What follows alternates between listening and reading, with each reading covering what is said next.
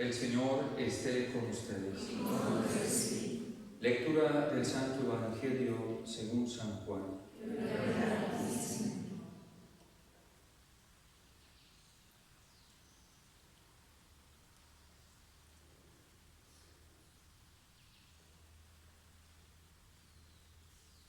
En aquel tiempo dijo Jesús a sus discípulos: si el mundo los odia, sepan que me ha odiado a mí antes que a ustedes. Si fueran del mundo, el mundo los amaría como cosa suya, pero como no son del mundo, sino que yo los he escogido sacándolos del mundo, por eso el mundo los odia. Recuerden lo que les dije: no es el siervo más que su amo. Si a mí me han perseguido, también a ustedes los perseguirán. Si han guardado mi palabra, también guardarán la de ustedes. Y todo eso lo harán con ustedes a causa de mi nombre, porque no conocen al que me envió.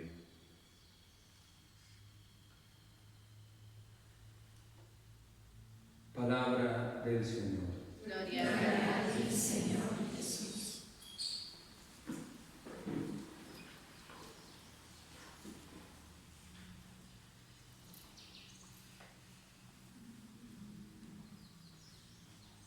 Nos enseña el apóstol San Pedro en su primera carta que uno puede padecer sufrimiento, persecución, contradicción, dificultades en la vida cristiana por dos cosas. Una, por ser de Cristo, vivir, guardar los mandamientos del Señor y permanecer fiel a Él.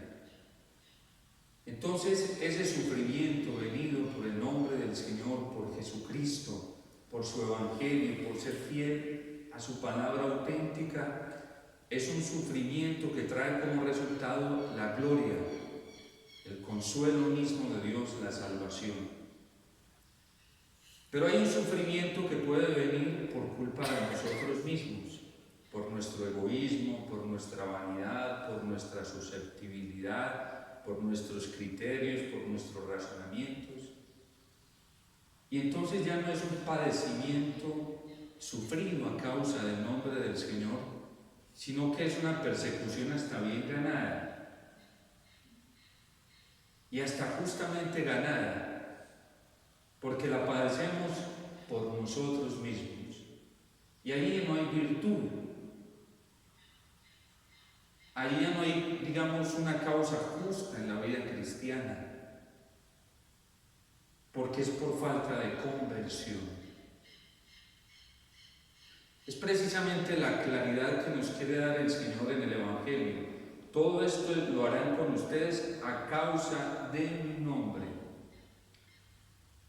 San Agustín tiene un principio y lo hace aplicándoselo a los mártires, porque en la época, sobre todo en la era en la que hubo tantas persecuciones sangrientas, pues se preguntaban si verdaderamente quienes habían muerto por causa de Cristo o habían muerto por otra causa. Por eso San Pedro lo quiere clarificar en su primera carta.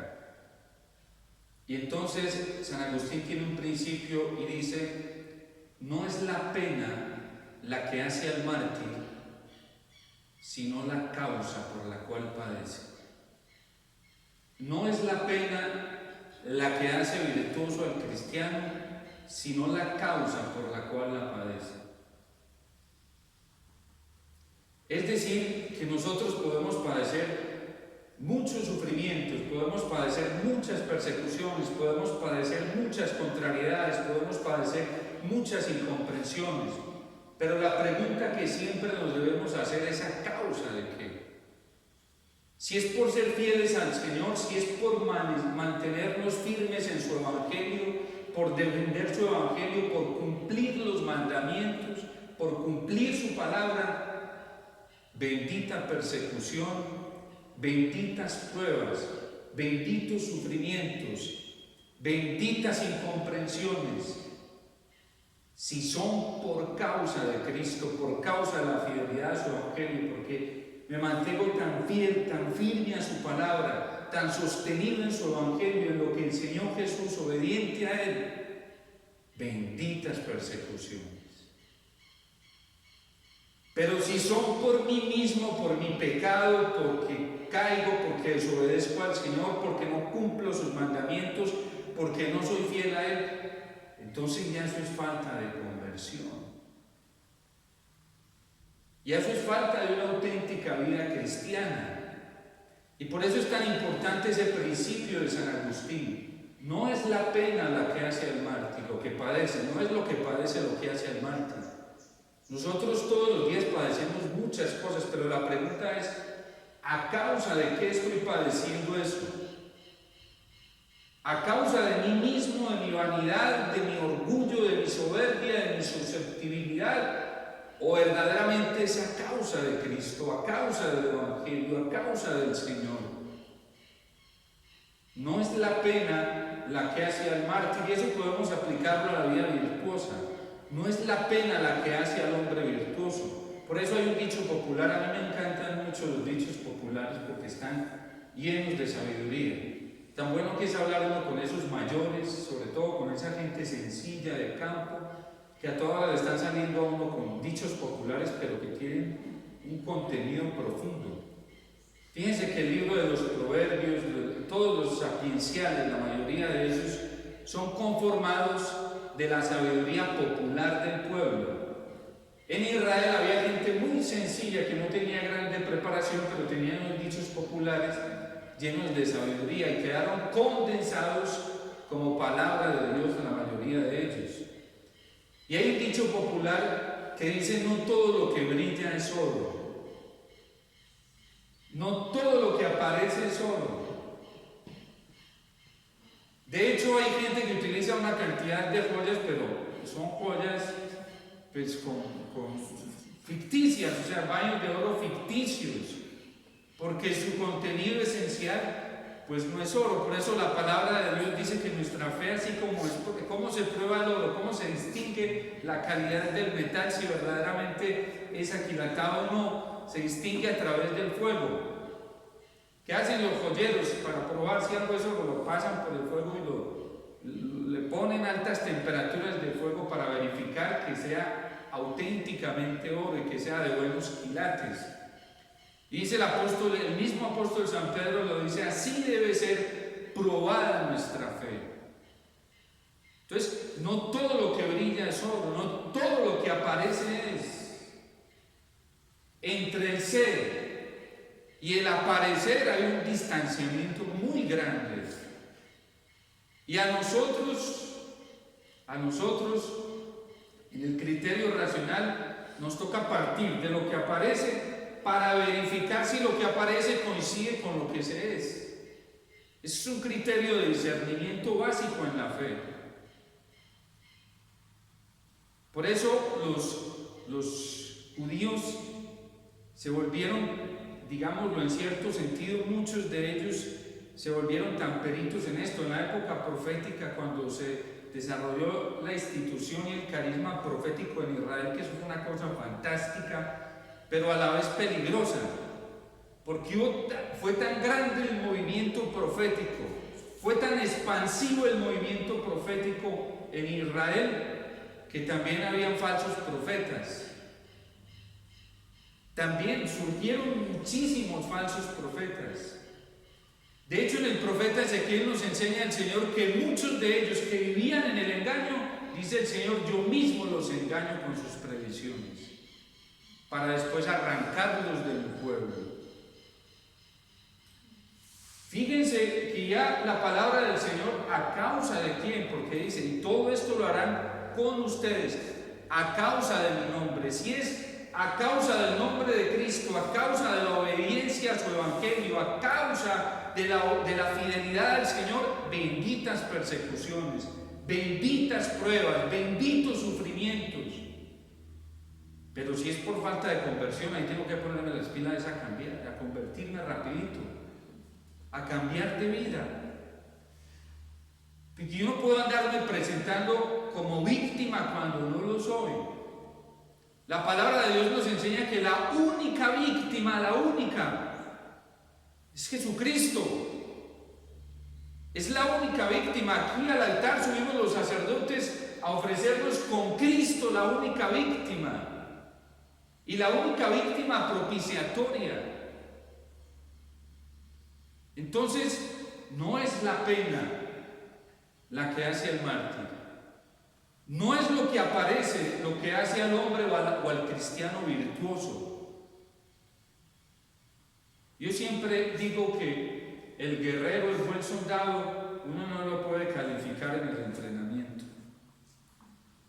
Al soldado hay que calificarlo en batalla, en guerra, porque ahí es donde se conoce cuál es la dimensión de su templanza, de su entrega. En la vida cristiana nosotros de labios para afuera podemos decir y profesar muchas cosas. El Señor mismo lo dice para cuidarnos de esto. Este pueblo me honra con sus labios, pero su corazón está distante de mí. Y lo hace precisamente, Jesús evoca este texto de los profetas cuando entra al templo, porque es que el culto que me ofrecen es vacío. Entonces, esto es muy importante. Si el mundo nos odia, ¿por qué nos odia? Verdaderamente porque amamos a Cristo, porque somos del Señor, porque somos fieles a Él, porque somos obedientes al Evangelio, o a veces por mí mismo. Porque si es por mí mismo, tengo que ponerme las pilas a buscar la conversión en como de lugar rápido, a pedirle al Espíritu Santo que transforme mi vida, que quiero cambiar, que no quiero seguir así. Pero si es por Cristo, benditas persecuciones, porque esas santifican. Si es a causa del Evangelio y a causa de la fidelidad del Señor, benditas pruebas.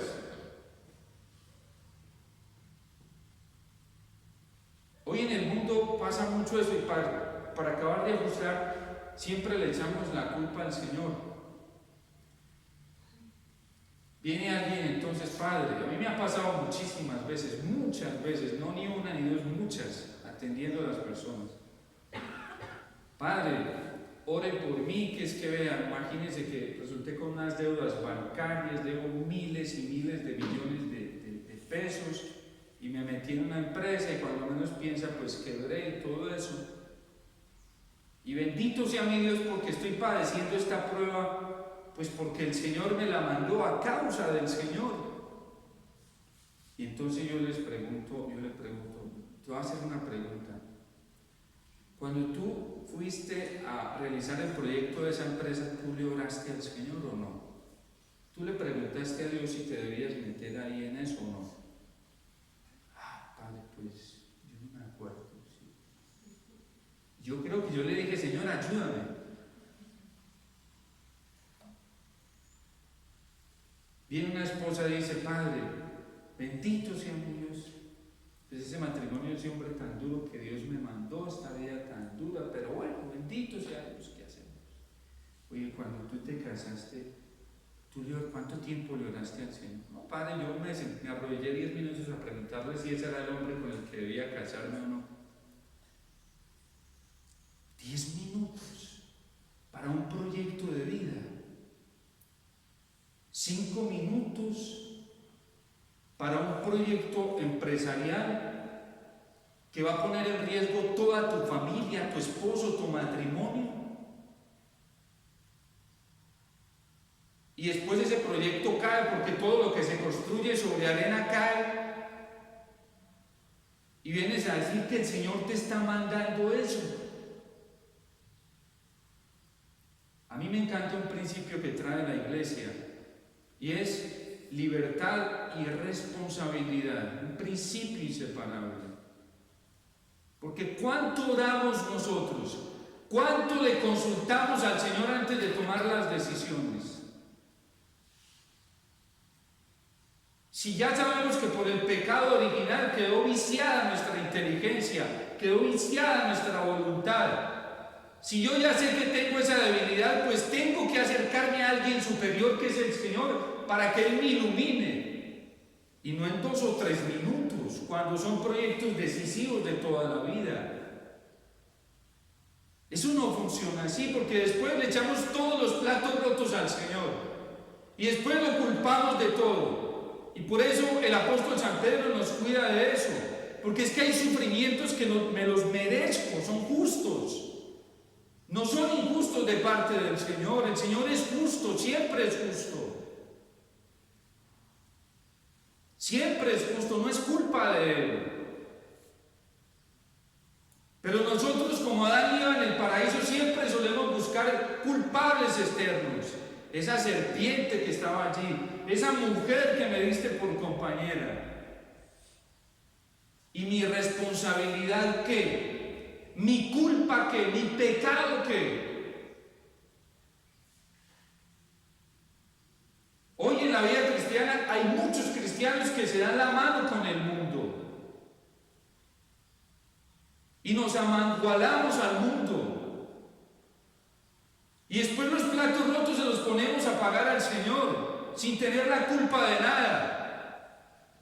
Siempre que nosotros nos damos la mano con el mundo, que hacemos sociedad con el mundo, siempre van a venir consecuencias nefastas para nuestra vida, pero no es culpa del Señor. Y mi responsabilidad. Entonces ya no debería ponerme como víctima. A mí me encanta, en el libro de Daniel, me encantan las oraciones que Daniel le dirige al Señor. Porque incluso sin haber fallado él, se está haciendo culpable con la culpa colectiva del pueblo. Perdónanos, Señor, tú eres justo. Eso lo recalca Daniel en su oración, tú eres justo en lo que has hecho. Y si hoy padecemos sufrimientos, si hoy no tenemos sacerdotes, ni profetas, ni reyes, ni tenemos un lugar donde ofrecerte primicias, es culpa nuestra, Yahvé, y te pedimos perdón. Ten piedad de nosotros, ten clemencia de nosotros, apiádate de nosotros. Culpa tuya no es, Señor, es culpa nuestra. Y por eso hoy vengo a pedirte perdón. Vayan ustedes al libro de Daniel. Sus oraciones son unas oraciones humildes. Santa Teresa de Jesús, esta gran maestra de la espiritualidad, hablaba de un principio en la vida espiritual: humildad en la verdad. Uno tiene que ser honesto cuando se coloca delante del Señor, muy honesto. Y la gran enfermedad de este mundo de hoy es que no es honesto con el Señor. Yo escuché el alcalde de una ciudad, no de este país, de otro país, porque si había hecho una oración nacional pidiéndole a Dios que detuviera la pandemia, y entonces echándole la culpa a Dios porque no la detuvo. Es que ya nos hicimos la pregunta: ¿cuál es nuestra responsabilidad en todo esto que está pasando?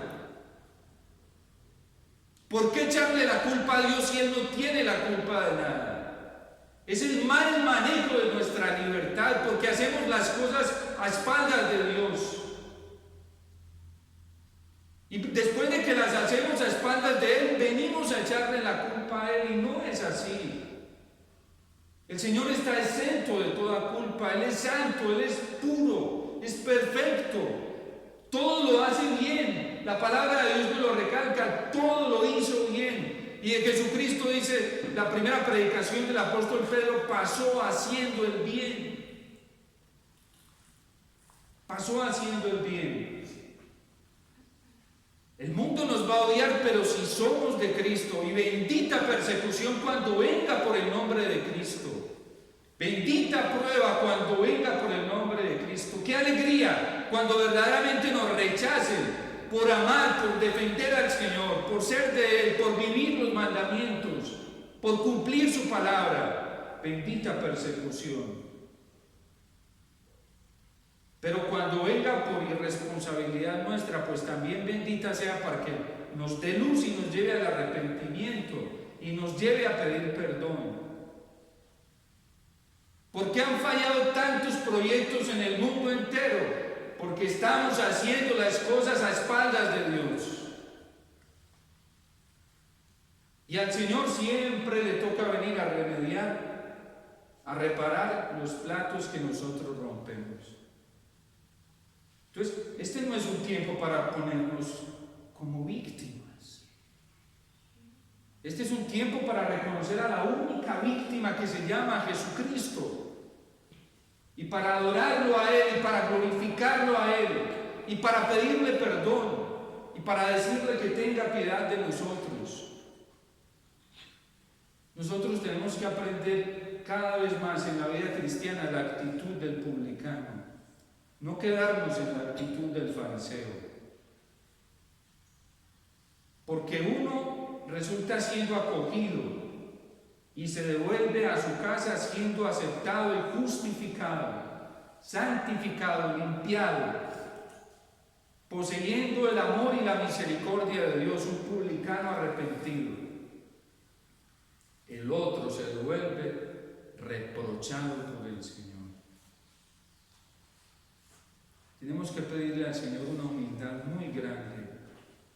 Tenemos que bajar nuestra cabeza delante del Señor. El Señor es muy claro con nosotros, muy claro. Si hay algo que fue eficaz en la predicación del apóstol San Pablo, fue su claridad. Fue su claridad. Y por eso fue tan efectiva su predicación. Hoy, a veces andamos en una ambigüedad tan grande, Señor siendo tan claro, pero unas ambigüedades porque no nos centramos en el contenido exacto de la predicación del Señor. Y Él es muy claro, los van a perseguir. Nos decía a través del apóstol San Juan, el príncipe de este mundo no ha encontrado nada en mí, conmigo no me puede aliar y no tiene nada que ver conmigo. Entonces nosotros tenemos que pedirle al Señor la gracia de ponernos siempre esa actitud de Daniel y de todos los justos del Antiguo Testamento. Es impactante cuando uno va a ver una oración justa, humilde, sencilla en el Antiguo Testamento. No, hoy el mundo, la humanidad tiene ese defecto. Hoy está en crisis, por ejemplo, el sacramento de la penitencia en la iglesia. Porque no nos reconocemos pecadores. No nos reconocemos pecadores delante del Señor. No reconocemos que hemos fallado. Muchas veces en la confesión, Padre, es que mi esposo, es que mi esposa, es que mi hijo. No, pero tú, tu responsabilidad, la tuya. La tuya. Padre, bueno, por si de pronto yo fallé en esto, por si de pronto.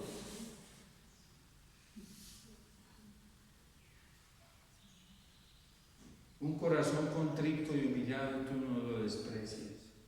No nos debe dar miedo reconocer. Delante del Señor no nos puede dar miedo porque el Señor no nos desprecia.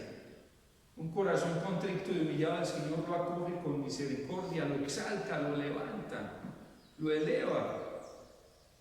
Entonces pidámosle al Señor una humildad de esa magnitud. Dichosos quienes viven en esa línea porque siempre son exaltados por el Señor, siempre son elevados por el Señor, siempre son sostenidos por su misericordia, por su fuerza, por su consuelo. A los soberbios Él los derriba de los tronos, a los humildes los enaltece. Dios te salve María, llena eres de gracia, el Señor es contigo. Bendita tú eres entre todas las mujeres, y bendito es el fruto de tu vientre, Jesús.